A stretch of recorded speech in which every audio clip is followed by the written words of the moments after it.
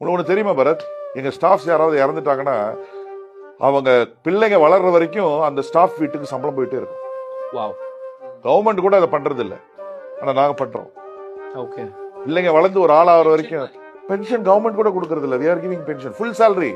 ஓ, நீங்க வந்து இன்னைக்கு உங்க கம்பெனில ஒர்க் பண்ணி, suppose let's say I am working in your company. இங்க வேணா, இப்போ ரீசெண்டா ஒரு ஸ்டாஃப் ஒருத்தர் ஹார்ட் அட்டாக்ல இறந்துட்டாரு 1.5 வருஷம் முன்னாடி. அவங்க ஃபேமிலிக்கு நீங்க பென்ஷன் கொடுக்குறீங்க. அவங்க குழந்தைங்க சின்ன பிள்ளைங்க, சம்பாதிக்கிற வயசுல யாரும் இல்ல. எவ்ரி மந்த் அவங்க எவ்வளவு 35,000 ரூபாய் சம்பளம் வாங்கிட்டு இருந்தாரு. ஹெல்பர், அவரு அசிஸ்டன்ட். எவ்ரி மந்த் 35,000 அவங்க வீட்டுக்கு போயிட்டு இருக்கு.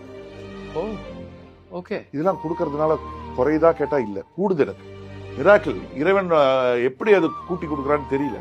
The more you give, the more you get. 100% charity, சதக்கா. ஆனா தெரியற மாதிரி கொடுக்கறது. இதுவும் நான் சொன்னது 4 பேர் ரெஸ்டாரண்ட் வச்சிருக்கவங்களோ இல்ல வேற பிசினஸ் நீங்க அவங்க வச்சிருக்கவங்களோ. பேரையும் சொல்லல நீங்க. ஆமா, வச்சிருக்கிறவங்க நீ கொடுத்து பாரியா, நீ கொடுத்து பாரு, அவன் எங்கேயும் போக மாட்டான். அவனை நல்லா பாத்துக்கோ. நம்மள நம்பி வந்திருக்கான்.